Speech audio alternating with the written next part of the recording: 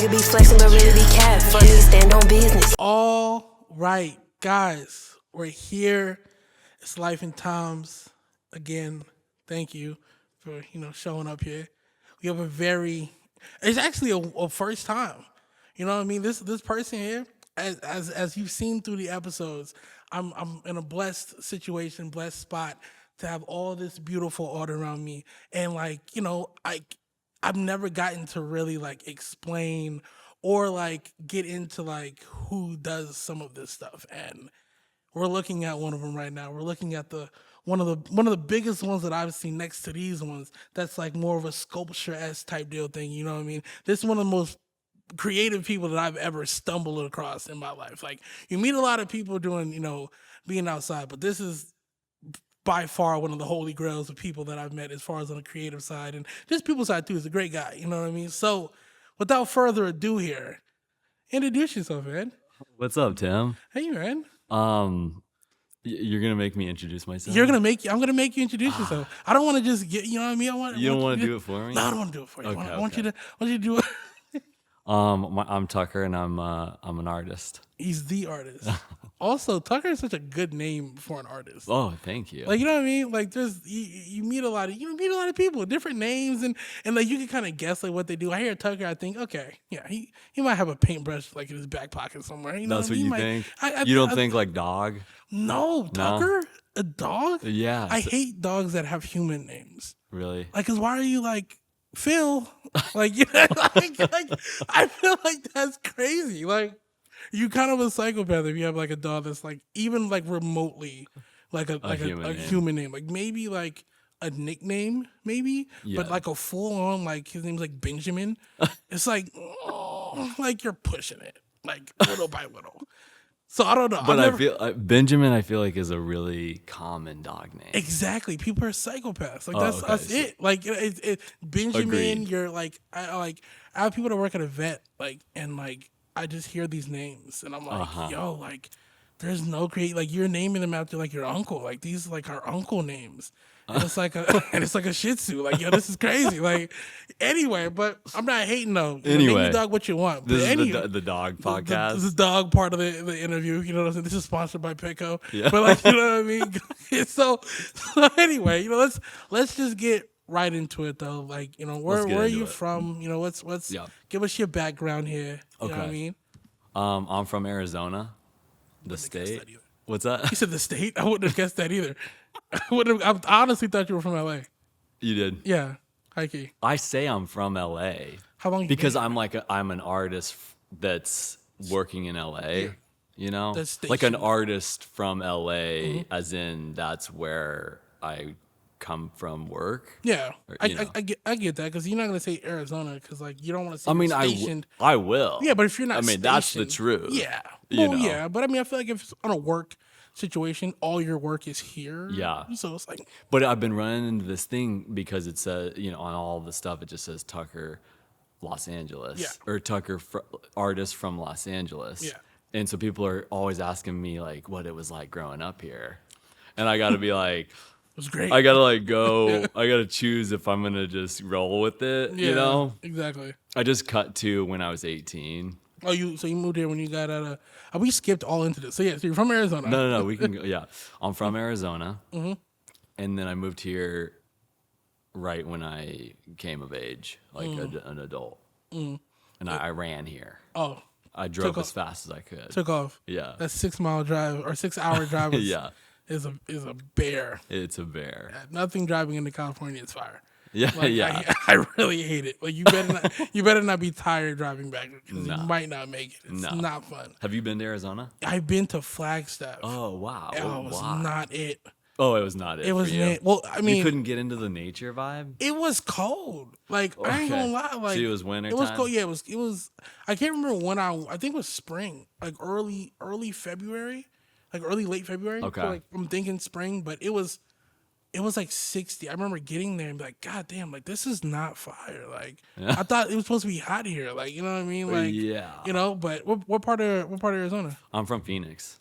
Oh yeah, so Like the hot yeah, part. the hottest part. Yeah. Like that's like 120 there all the time. All the time. I drove there through there once as a child, and I'm like, I remember like, It's hot as fuck. oh, it's like this is insane. But you guys And have people also think that it's like we're still like riding horses and like really, a little bit. Really? Sometimes. I would But think. Phoenix is one of the biggest cities in the U.S. Yeah, It's like top 5 or some shit. yeah, but I thought I could see that if you're talking about like closer to like the border, because you have what like now something with an N that's like Oh, Nogales. yeah, Nogales is like the like right next to, like, you can see Mexico from like your house, you know what I'm saying, type of situation. Which I'm like, maybe there they would like ride horses, like, you know what I'm saying, because that's more country. No, I mean there's like horses there. Oh, so it's like a farmland situation.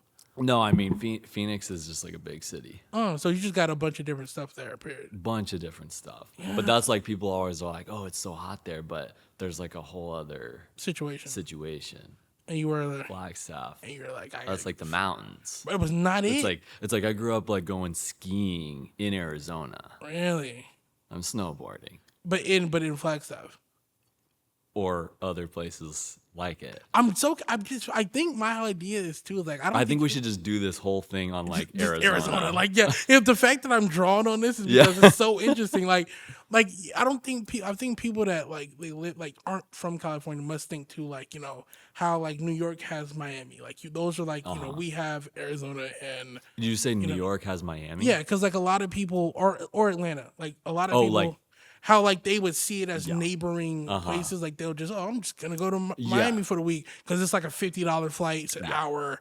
You know what I mean? Like how the same where like we have Vegas, or we have Arizona. In high school it was like go to LA. Yeah, like which is the other way around. We're trying to get to Vegas, or we're trying to like certain like, or you went to college. I know a lot of people that went to like college out there, but I think it's like because it's like a party school, so everybody's like, we're just going just to get drunk, like it's lit, like, you know what I mean? Like they used to have they used to have this, I can't remember the name of it. They used to have like this big like college party thing that was over there, and I can't remember what it was, but I had like a bunch of friends of mine that ended up going, like time of their life, you know what I'm saying? But I was just like, like damn, I should have went, like, you know what I mean? But like that's the only time. But no, you had you didn't like it. Fuck that. Yeah, I'm not a party guy.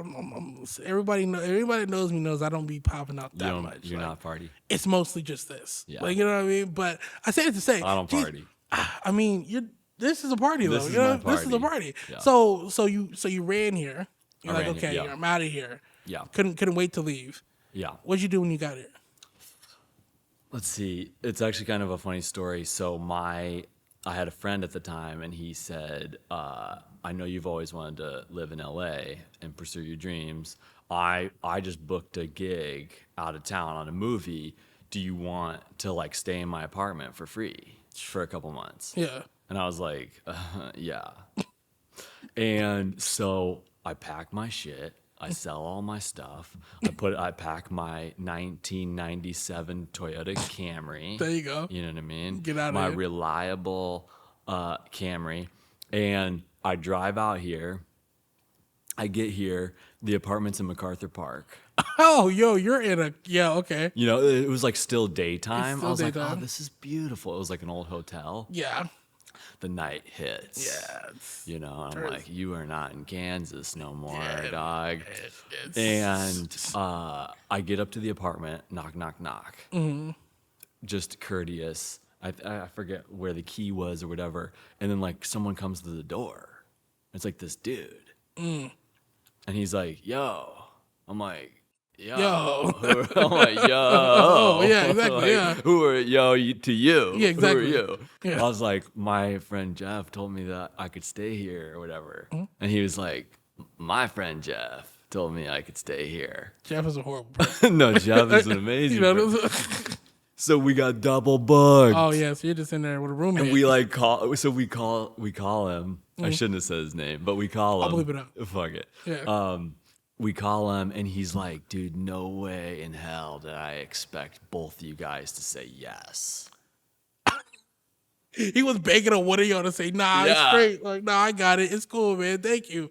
That's crazy. You know, it makes sense that he thought that I was just going to sell all my shit and pack a Toyota and peace out. Yeah. But he didn't know I was gunning. Yeah. You know, that was like the call from the heavens. Yeah, exactly. It got you here.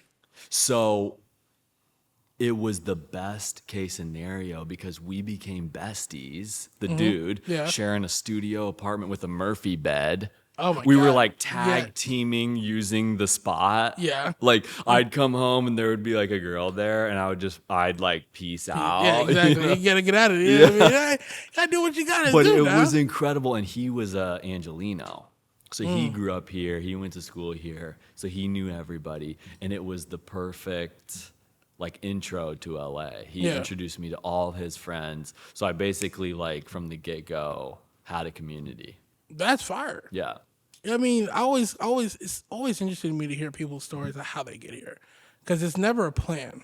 It's just like, okay, like you have to make the jump, just go ahead and do it, see how it goes, and just but at least you had somewhere to go. Yeah. And it just happened to be, you had a roommate, you know what I mean? But, you know what I mean? It's how it works out, you know what I mean? At least you had a friend coming out here, because a lot of people come out here and not know anybody.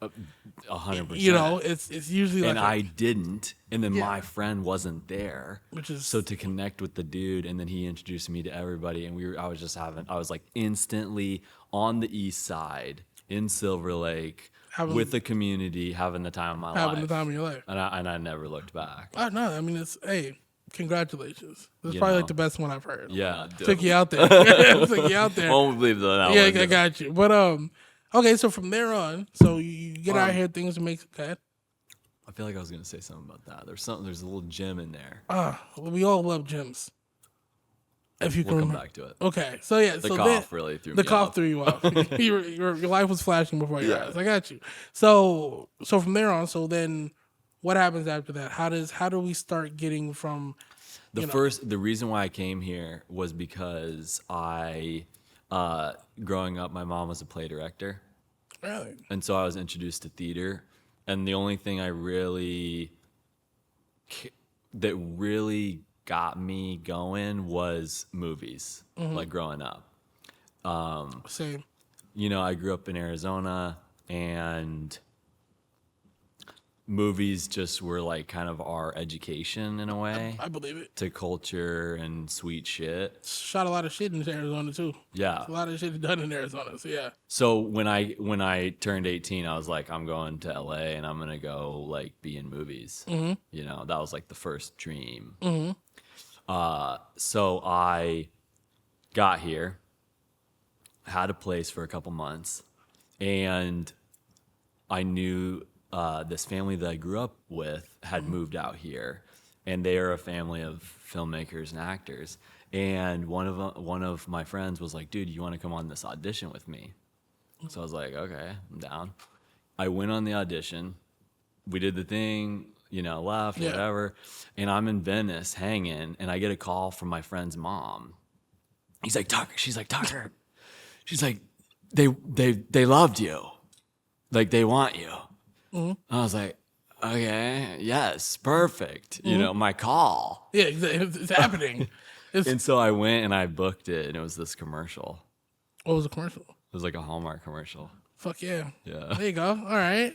And so I was like, oh, and I remember I got an agent from that. Really? And I remember being in the agency's office. And I remember the agent being like, saying to the other agent, she was like, "Jeff." Everyone's name is Jeff. I believe it. She was like, "Jeff, this kid booked his first audition." And the other agent was just like, all evil agent laughs and shit like that. Yeah, because they're fucking crazy people.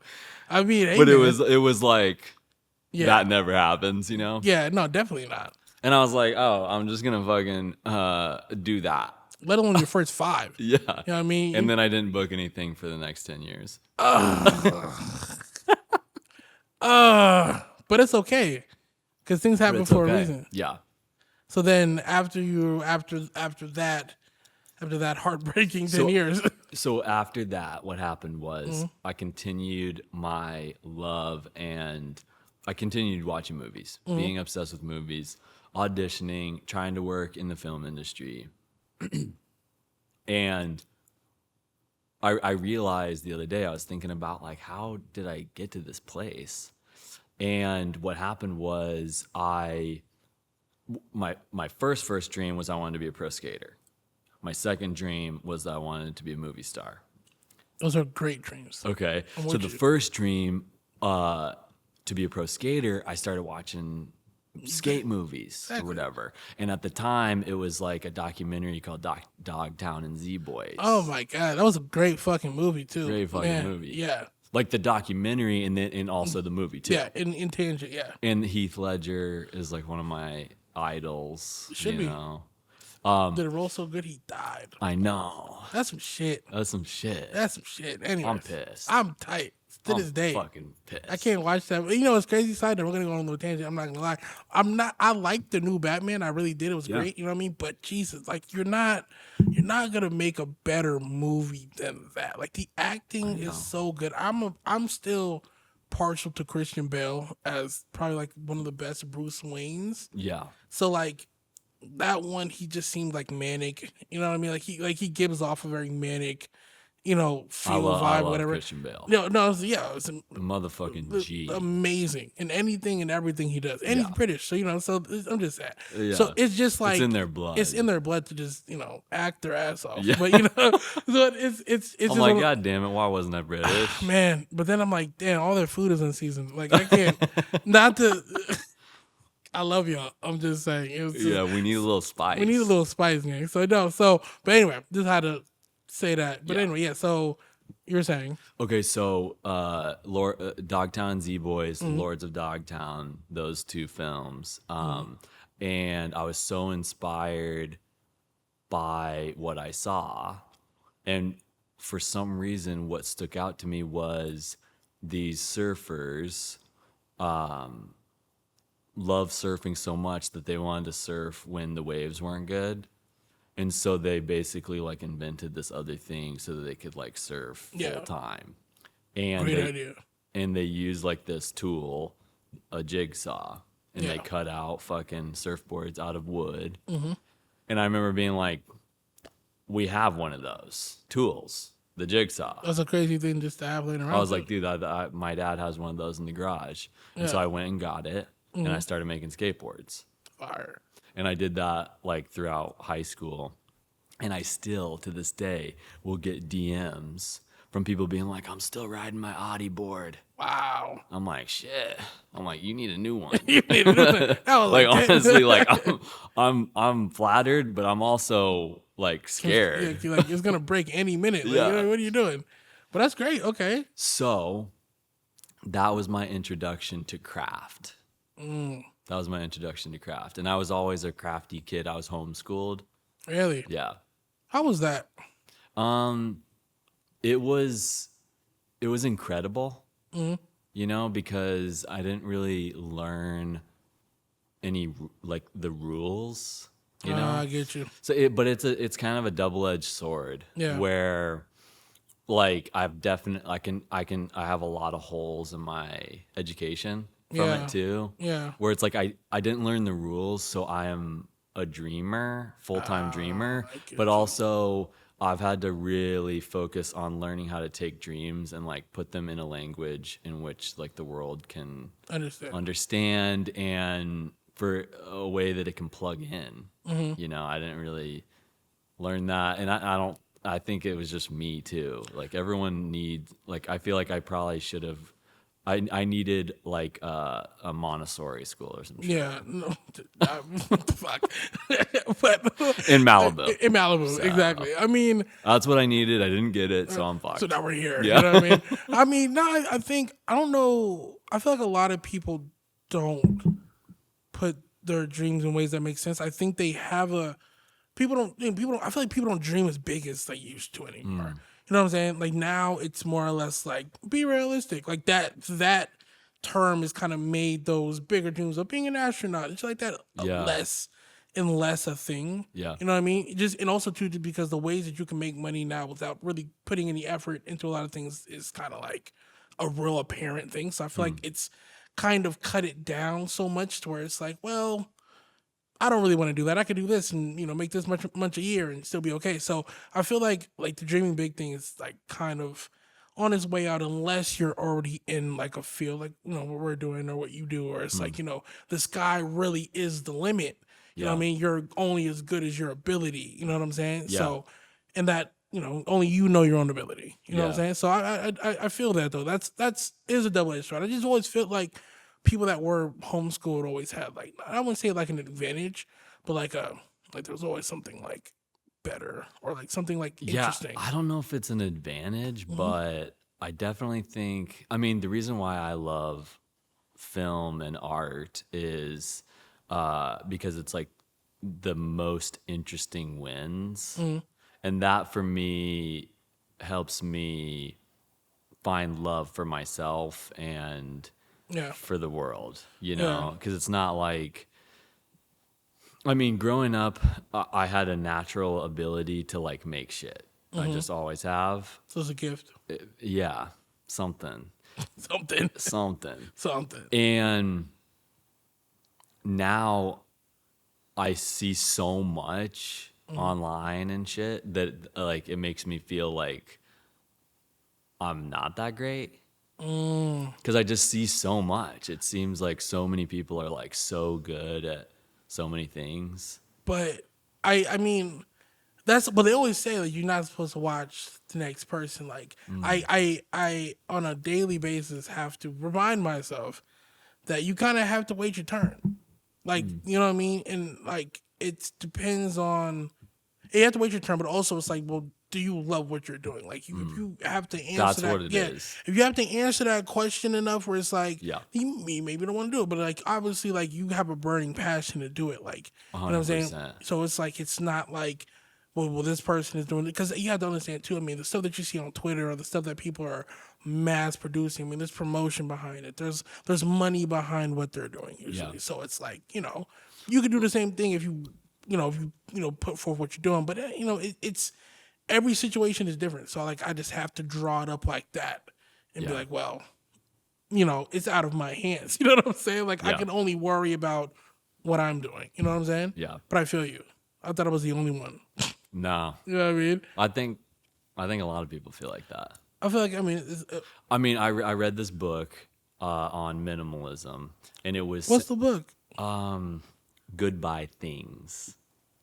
Goodbye Things. Put it right here. And I think it was like a Japanese minimalist book, and it changed my life. And I implemented it crazy when I read it. I'm not there anymore. I'm in kind of a maximalist because I got like so much material and so many pieces and like this studio, and it's like I honestly need to start getting organized because it's like I've like blown up into every room. Everything I do is so industrial. It's helped me out though. I appreciate you, man. You're welcome. You right with the ambiance, man. You know what I'm saying? But I feel it, yeah. But you were saying, I will say one thing about like the studio and like how it is.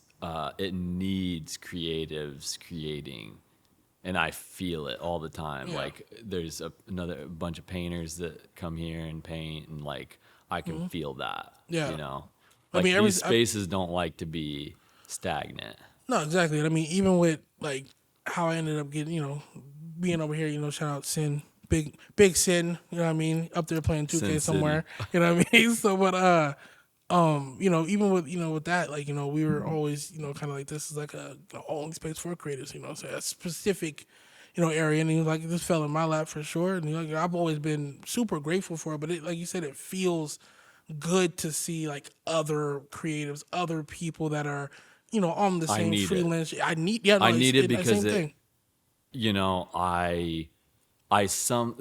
packing up and coming here, I didn't even think twice about it. That was always gonna happen. But as I get older, I start to have this little conservative voice that's like, ooh, don't do anything like scary, too risky, and I have to like constantly tell that voice to shut the fuck up. No, God, I get it. So everybody. I feel like everybody, not everybody. Some people have a conscience where it's kind of thinking ahead for you, but it's thinking in the wrong direction. Yeah. Like, I mean, like if we don't do this, like the fuck did I, in your case, what the fuck did you move here for? Like, what I mean, you have to do it. Like, you know what I'm saying? Yeah. Like you have to take that step, scary or not, or in the dark or not. You know what I'm saying? Yeah. But I think you landed in a great spot. I mean, super lucky. You know what I mean? One thing came up for me when we were saying that is, recently I was living in Pasadena, And I moved into this little cute complex that everyone knew each other, and I remember like meeting all these people, and they're like, "Well, what do you do?" And I was just like, "Oh, I'm an artist," and everyone's like, "Oh, you're an artist." You're an artist. And I just remember being like,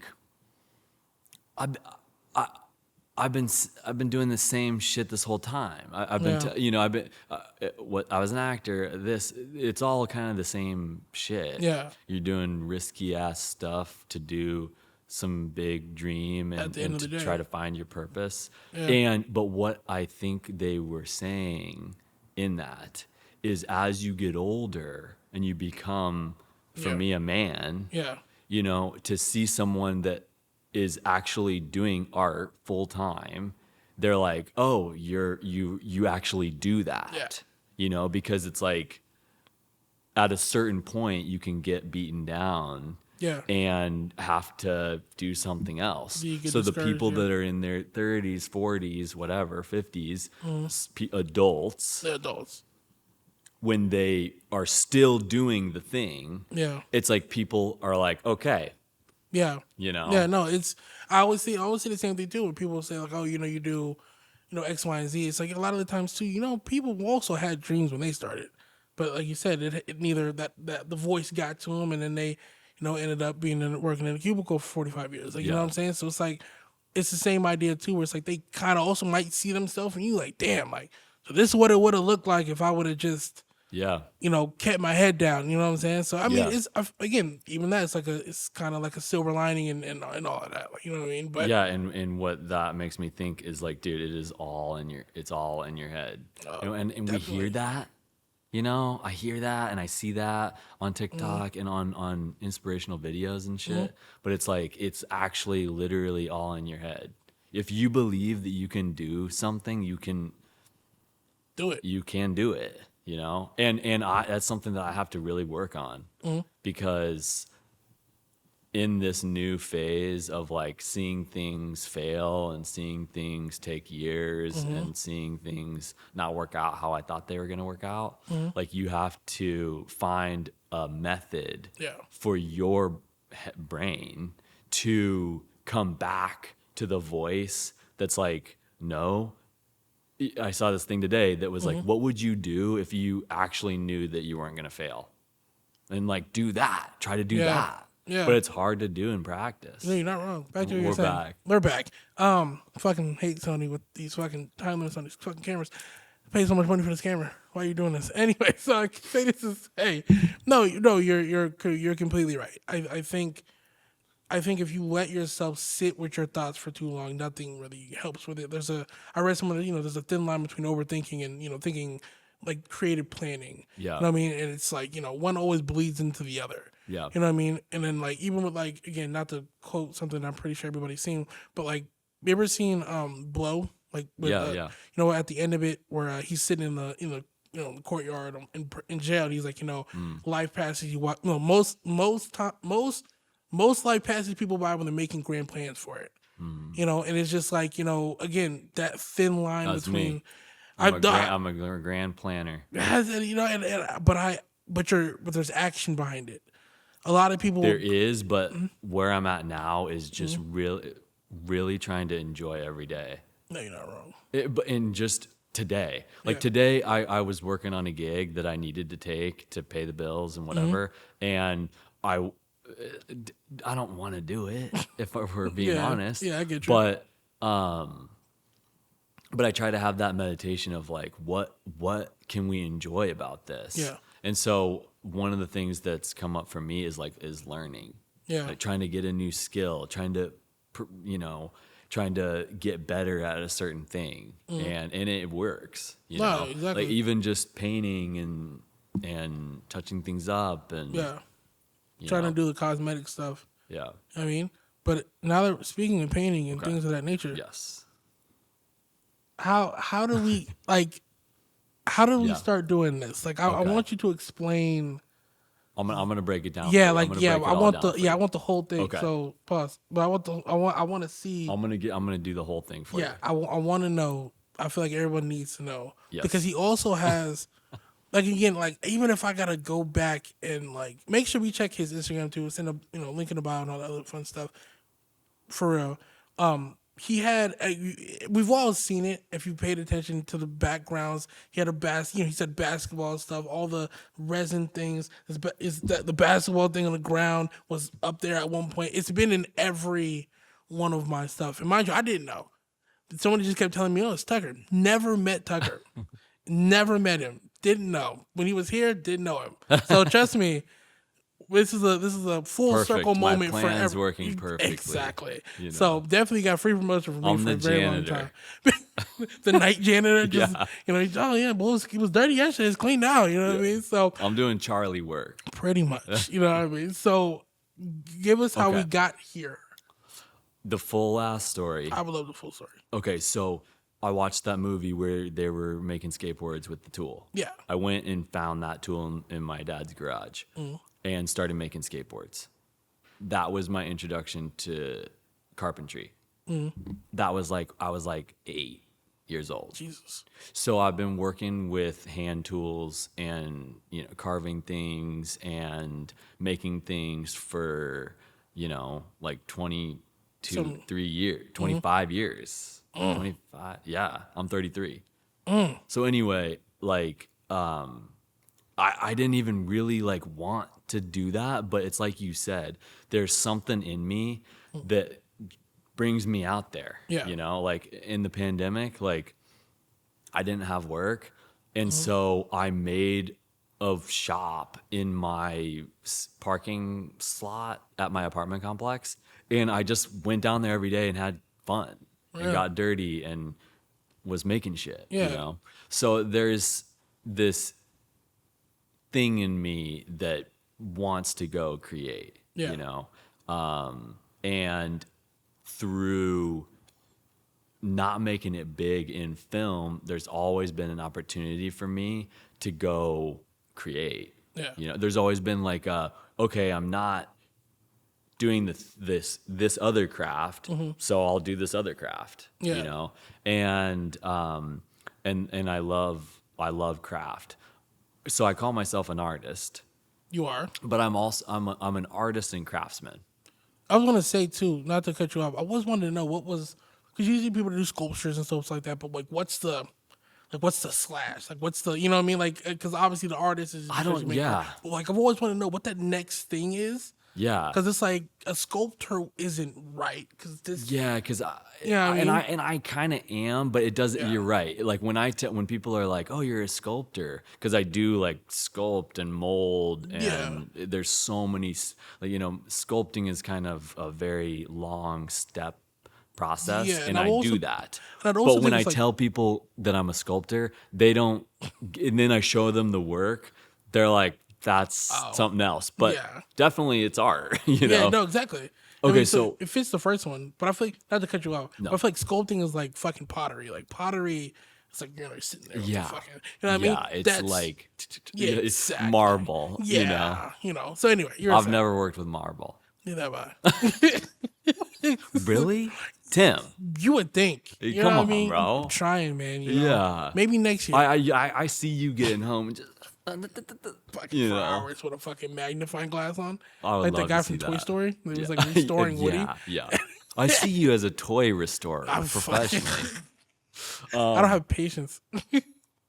So I love the slashes because I think that it can get a little egregious, especially in the film industry, where it's just like, I'm a producer, writer, director, actor, whatever. And I've been a producer. I've done like all the things, but I finally got to this place where I was like, I think I'm just an artist.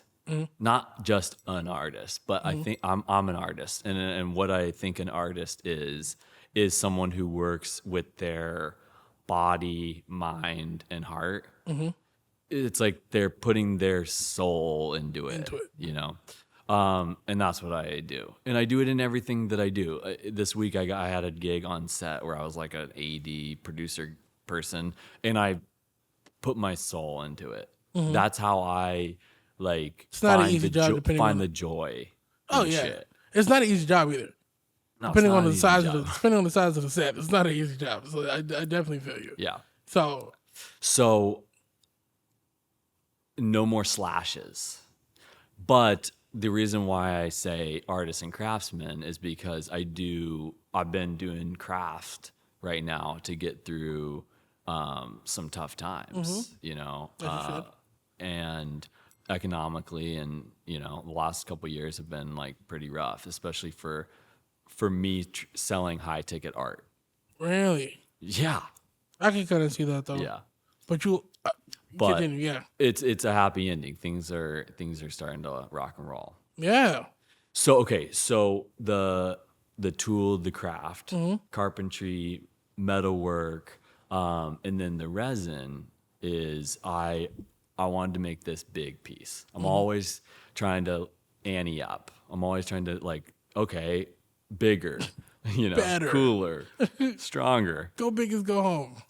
So I make this gigantic table, and it was a gift, and there's holes in the wood. So I was like, oh, I want to fill the holes with resin, and I'd never worked with resin at the time, and I was like, oh, I want to take this big piece and turn it into something that's like sentimental, something that's like priceless. And so the person that I was giving it to, I put like a little piece of a script from her. Oh, wow. And I put it in the little hole, and I filled it with resin, and a light bulb went off where I was like, oh, like that's a thing.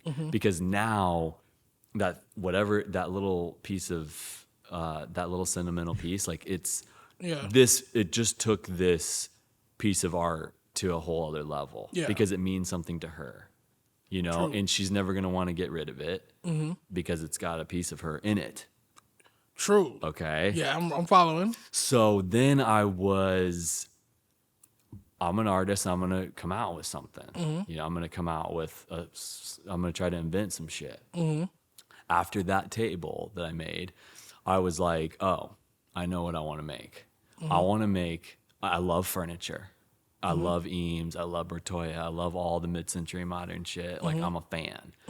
And I was like, I'm basically a bona fide table maker at this time. Yeah. I was like, okay, this was in 2018. Okay. I was like, I'm going to make tables with Nikes in them. Which is a crazy I was like, that's what I'm going to do. Yeah. I'm going to be the guy that makes tables with Nikes in them.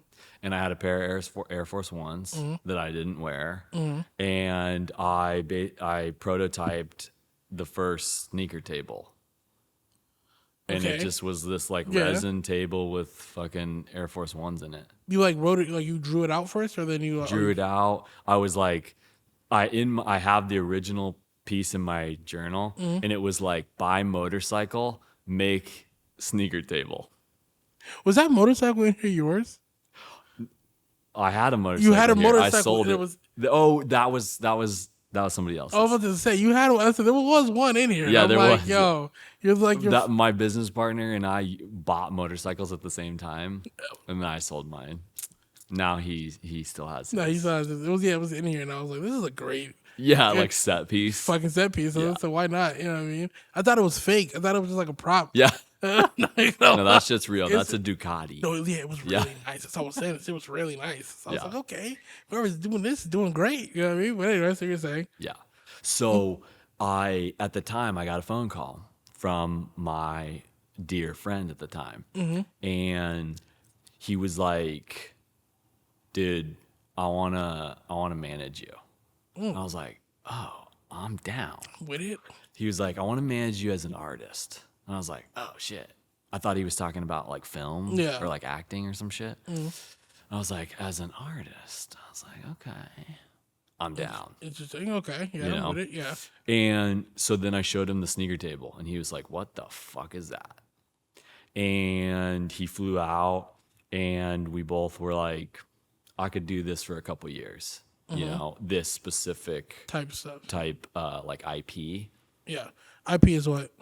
Intellectual property. Like this suite of sneaker tables and whatever. Okay. And we knew that like our goal was originality. Yeah. You know, and I think like at the time and now, I think originality is the currency of the future. True statement.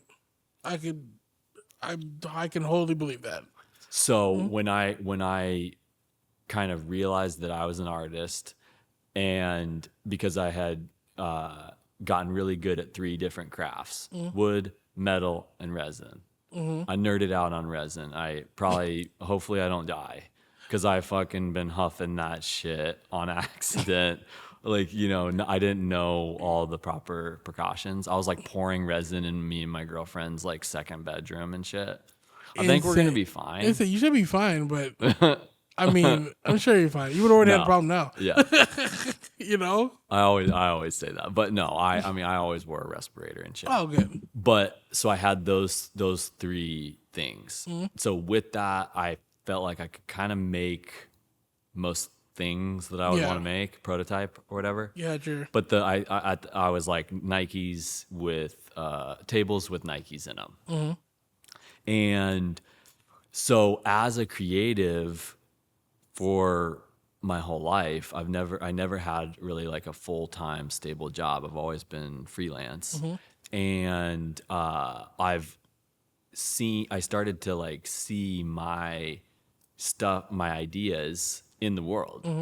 And so I knew that like I should protect that shit because I think that ideas are like a mystical thing. Yeah, like they come and go. They come and go, and they go to other people. Like, you know what I mean? Facts. Like, I don't think I technically invented like the sneaker table trademark, but I didn't, you know, whatever. Yeah, it came exactly. to me. So, so I started working on the IP of it, you know, the trademark, and I ended up getting some like patents and that kind of shit. And that kind of changed everything for me because I realized that like one of my jobs is to like come up with shit and then register it. Yeah, make it a thing. Make it a thing, you know? So everything I was making was starting to get really heavy. And I was starting to realize that like it's only as cool as the environment in which you see it in. That's why like art galleries are so, I love art galleries. Yeah. They're the dopest. It looks so great. But it's like void. It's like, it's just, you focus on the art. Well, yeah, because everything else is white. Right. You know what I mean? Smoke makes you hyper focus. But like those environments are kind of like hard to find. I mean, you got to rent them basically, or get a show. Yeah. So I was like, oh, well, let's get like a live work joint with my business partner. And he was like, okay. So he was like, I'm going to move to LA and do this with you. And so we got this place in 2020.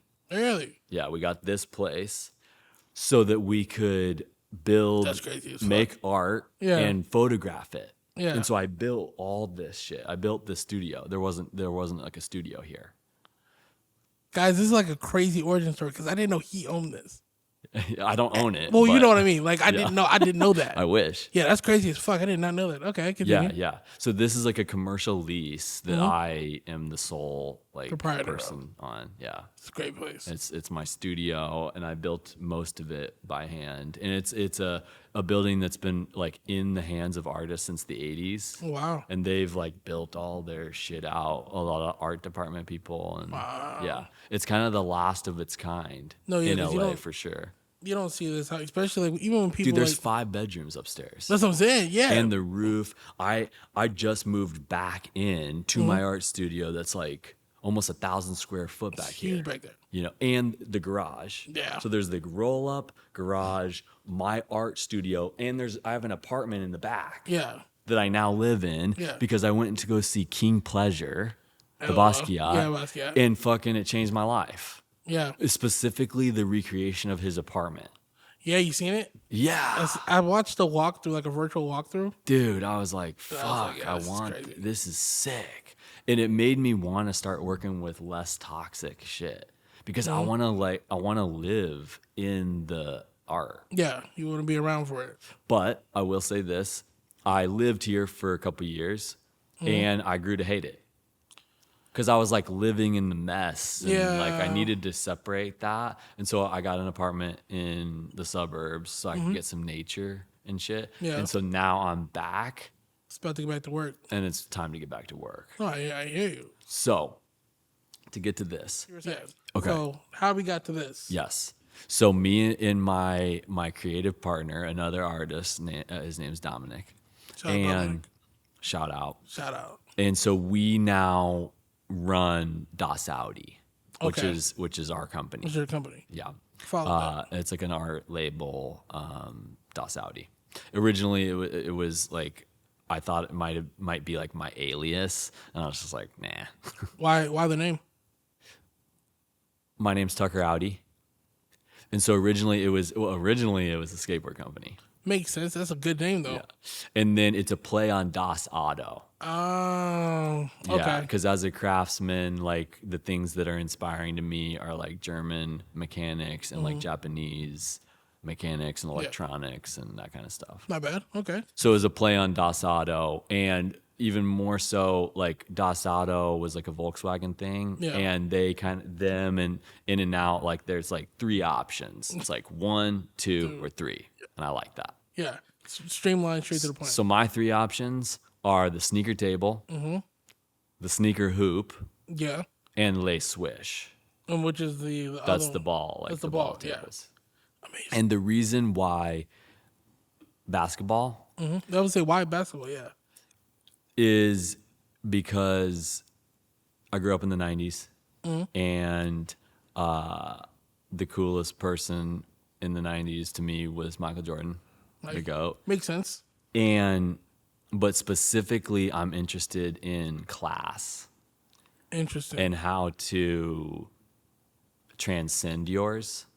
And kind of dissect that a little bit more because I don't think okay. I get it. I mean, this is the dissected version. Yeah. The reason why I love basketball is because it's like if you get good enough at it, you can basically change everything True. for yourself. Yeah.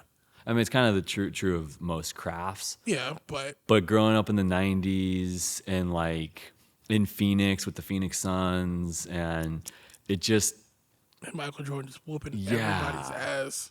It just stuck in there. Yeah, you know? I get you. Yeah, and even you know, we've looked at a lot of the stuff that I've made and that I've made with other people, and it's like it looks like some 90s shit. It does. It looks like some shit that's old that already was. You know, people see it and they're like, "Oh, I've seen that," and I know they haven't.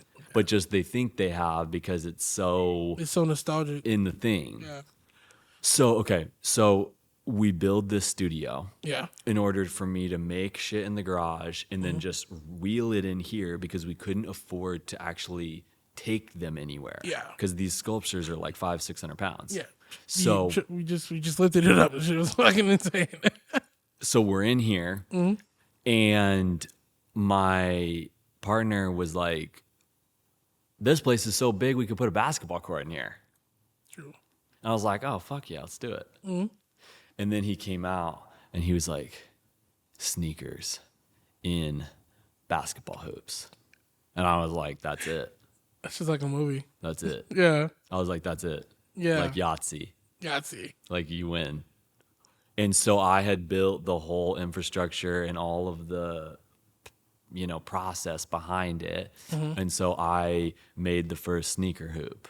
Yeah. With a pair of J1s in it. And it's 600 pounds. It's made out of bulletproof glass. And there's now 3 in the world. This is the second one. This is the second sneaker hoop. We got the name, you know, we trademarked the name. Oh, really? Yeah, sneaker hoop and the design and all the shit. And so the first one is an NBA regulation size. It's like 6 foot by 4 foot. Fuck. Piece. Fuck. 700 pounds, bulletproof glass, basically the same material that you find at like a bank. Yeah. You know, it's bulletproof. If you don't mind, where the fuck did you source? It was down the resin fucking trail. Down the dusty resin trail. Yeah. We write the because I tried every resin. Yeah. I've used every resin. I've tried every resin. I basically spent 3 years just fucking with resin. That's crazy. Sanding, like all the stuff, Textures molding, and such of that nature. Yeah. So that we both were like, this is some shit. Yeah. So we basically stopped anything other than that, and we've been working on it for a couple years now. Just that, because I know it's like I can see it at every arena, every flagship Nike store. Yeah, no, especially these are like any shoe brand, but like I've always had kind of a crush on Nike. Who doesn't? You know what I mean? It's Nike. So so Dominic, he was working for a nonprofit at the time, really dope nonprofit, actually legit nonprofit called the Sports Equity Lab, and he hit them up and was like, we need a pair of, like, I want to do an auction of a sneaker hoop, and we need a pair of something fucking sick. Yeah, something cool. And so our kind of acting agent at the time was friends with Giannis's agent. Crazy. And he basically like asked him for a pair of shoes that were game worn while he was winning the MVP in 2022. And so they sent these to us from the locker room. Beckett authenticated in Milwaukee. 2022, sent them to us. Meanwhile, this whole process, dude, has been filmed. Oh, really? This whole process. You need to put it out. I mean, we're I mean, I know. I know. I'm just excited for you because that's fire. Yeah, that's super crazy. So it's all been documented, and it's basically the story of someone that is like, I kind of, when I started this journey, was like, I'm a failure because I came here to do something else, and I just so happened to every day work with my hands and like have this other craft situation, you know. And as someone that's like a sensitive, deep feeler, like puts their soul in it, the art is just, it just happens. Yeah. Because there's no other route for me. No, literally. So he sends us the shoes, and I'm like, I want to make something fucking nasty. We did the OG one. The OG one slaps. That's amazing. Everyone we show it to is like, what the fuck? I remember, side note, I remember when, I don't know, I was in there with Sin. I remember my first or third time being here. Yeah. And it was hanging up in there. He said, you did this? He was like, nah. I said, this shit is insane. I said, yo, he used Brett's in here. Like, this is crazy. I was losing it. Yeah. I was like, yo, this is wild. And then again, did you just say breads? Yeah, but I think they were Brett's. I don't know. The one that was in there. They're ones. Yeah, the ones. Yeah. They're 94 ones. Which is but crazy. The reason why I stop you right there is because I'm about to have the biggest release, or like I've made you've seen it. Yeah. The biggest piece I've ever made, fucking huge, is the third sneaker hoop in the world, and it's got a pair of 1985 Breads with the chip. I think that's why I was thinking Breads. Yeah, that's insane. Because we were like, we got everything.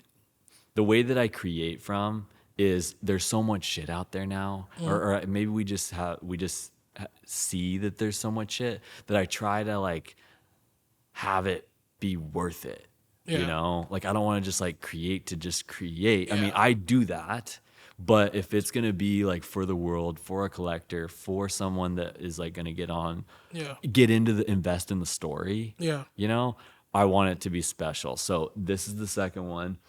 Those are game worn for him. Giannis winning his first MVP, killing it, crazy. And then the Disney movie came out. I watched it like as I'm making this piece, and the world hasn't really seen that.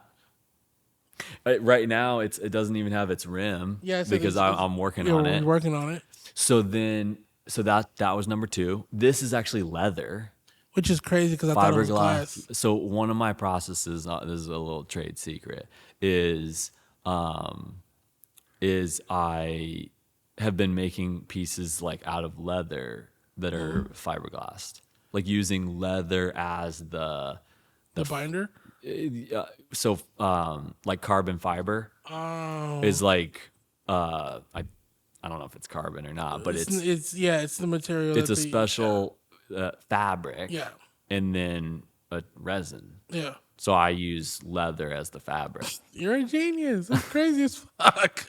No, I don't think I would have ever thought of doing that. Because when I seen it, I thought it was glass. And I was like, damn. And it is. Yeah. But I thought it was like, you know what I mean? I thought it was like the glass jar that you got. I thought it was like that. And I was like, yo, if I touch this and it breaks, I want it to be tight. Yeah. Like, you know what I'm saying? And then he's like, oh, it's leather. And I'm like, yo, this is leather? Like, and they're just stuck. Like, it's just it's perfect centered. This looks great. And this is insane. That's why I really wanted this to be here, because this has been here at least 4 or 5 times that I've been doing this. And I'm sitting right here too. So I was like, yeah, I got to redo this, because this is like one of my favorite pieces. So if I wanted to buy this right now, what would be the price? This? Yeah, what would this go? You want me to actually say a price? I mean, this is a special piece. Yeah. I feel like, because my next question I'll tell you what. Tell me after.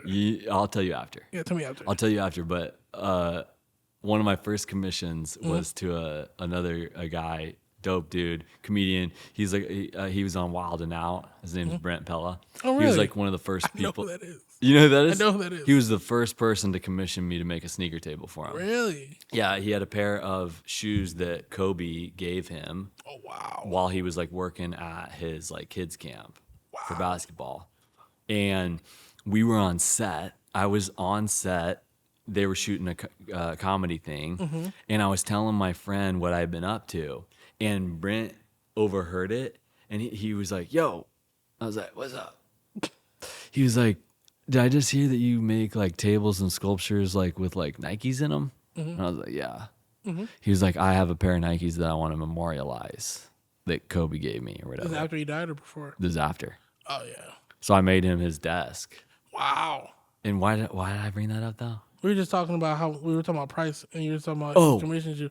But yeah, I said I was on some shit. I was like, this is gonna be worth a lot of money one day. And he was like, it's gonna be worth a lot of heart. I feel like that makes the difference of all of it. That makes the difference in all of it, for real. Yeah. Yeah, that would have stopped me in my tracks too.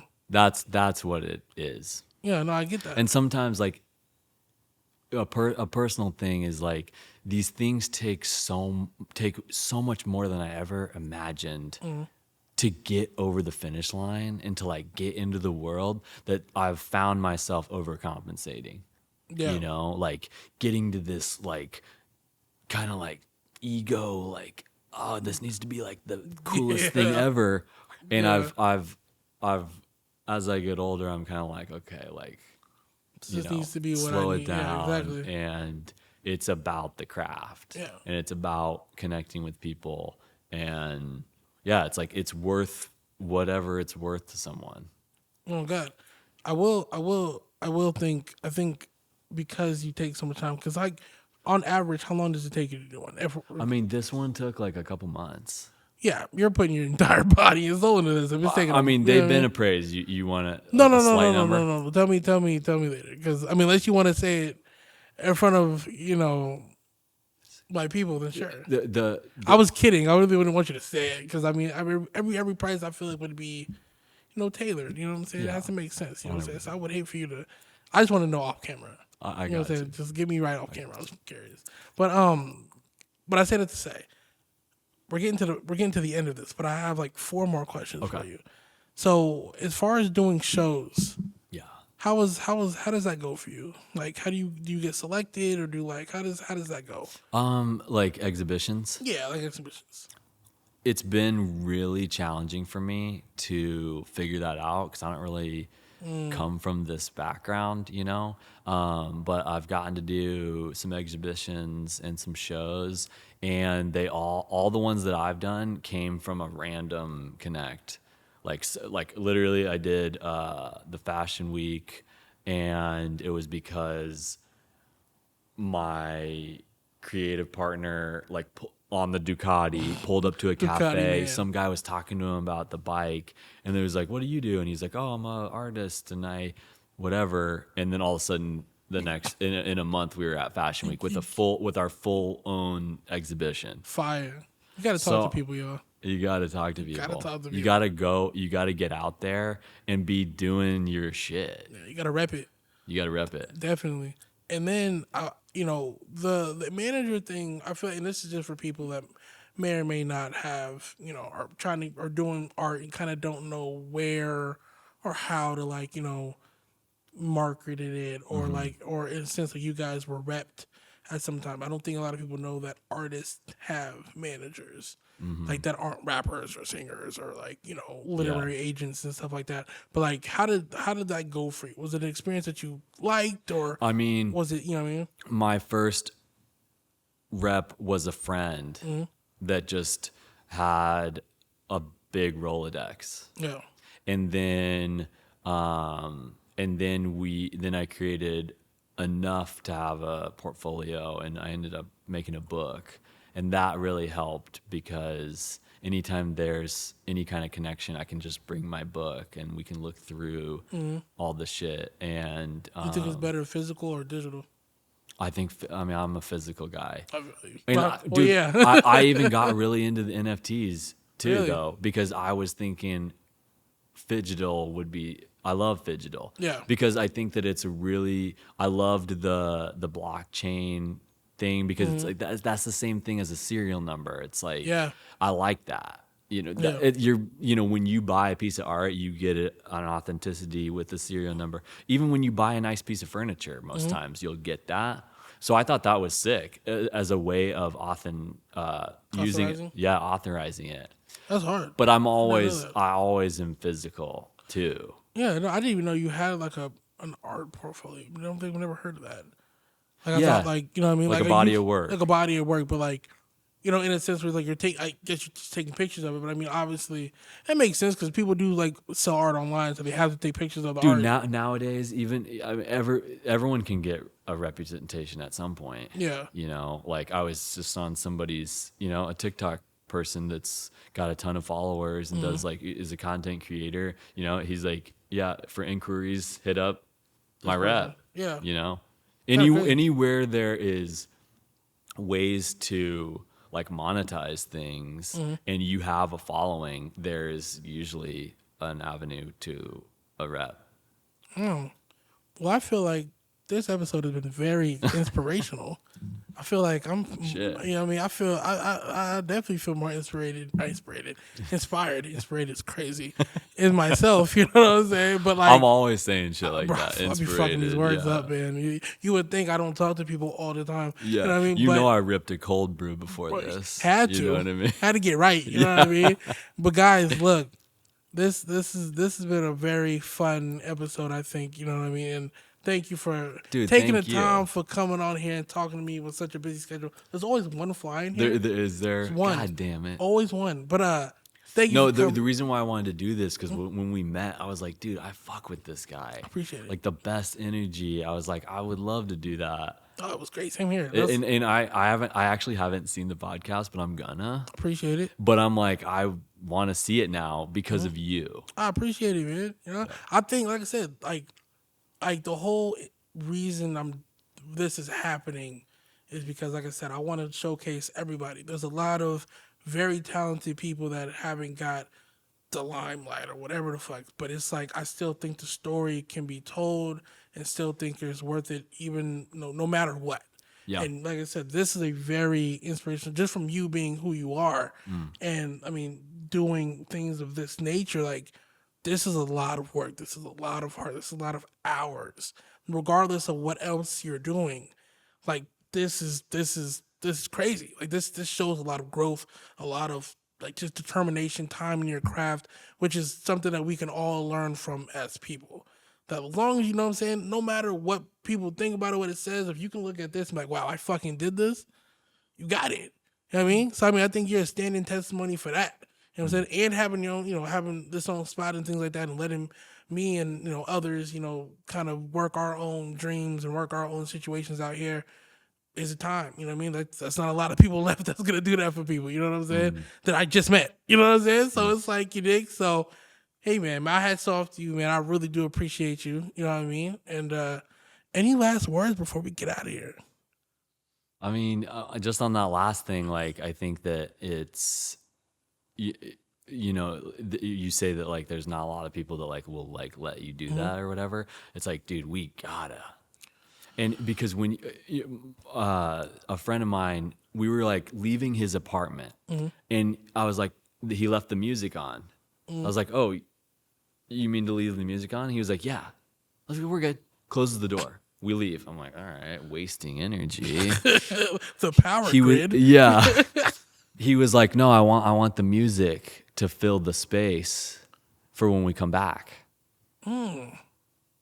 That's it. That's dude. it. No, that's it. So it doesn't. Not everything is so monetary. Yeah. You know, like when you come here, when other people come here and create, they fill the fucking space up. Yeah. And then when I fucking come in, it's like I'm not coming into like some fucking, you know, Whatever abyss. Yeah, exactly. Yeah, it feels good, and that's what everyone says when they come here. Facts. And it's not my doing. Yeah. It's people are like, we love it here.